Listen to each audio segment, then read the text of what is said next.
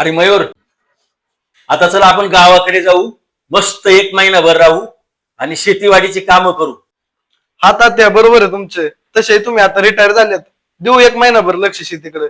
पण तात्या पण पण काय रे? तात्या सध्या इकडे आपल्या इकडे चोरांचा सुळसुळाट झालाय. आपल्या घरावर जर लक्ष ठेवलं आणि घर पडलं तर. अरे मयूर, मी काय ऊन आणि नाही कॅश पिकवलं.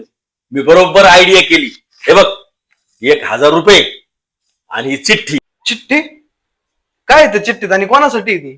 ऐक नाही, चिठ्ठी वाच. प्रिय आज्ञा चोर, तुम्ही माझं घर फोडण्यासाठी घेतलेला त्रास आणि मेहनतीबद्दल अभिनंदन. पण दुर्दैवाने मी एक मध्यमवर्गीय माणूस आहे. पेन्शनरवर माझं जीवन जगतो.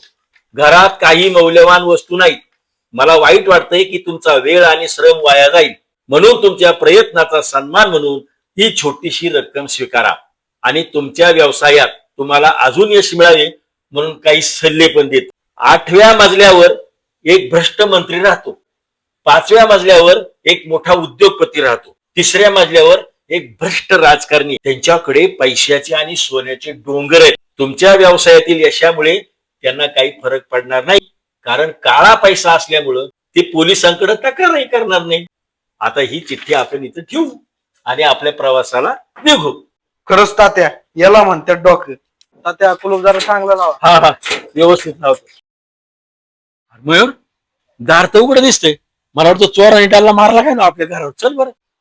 तात्या हा काय गेलं तर नसं ना चोरीला? हा ना राव. अरे मयूर, हे बघ, पैसे न चिठ्ठी पण. वाचा बरं तात्या काय लिहिले. हा हे बघ ना. आदरणीय गुरुजी, आपल्या मार्गदर्शन आणि शिकवण्याबद्दल मनपूर्वक आभार. मी तुमचा सल्ला मानला आणि माझं मिशन यशस्वी झालं. हा थोडासा मोबदला म्हणून 2,00,000 रुपये गुरुदक्षिणा ठेवत आहे. 2,00,000. आपले आशीर्वाद आणि ज्ञान असेच पुढे मिळू द्या. आपला शिष्य चोर. निवृत्त झालो असं वाटत होतं, पण मला तर असं वाटतंय माझं शिकवणं अजूनही चालूच आहे.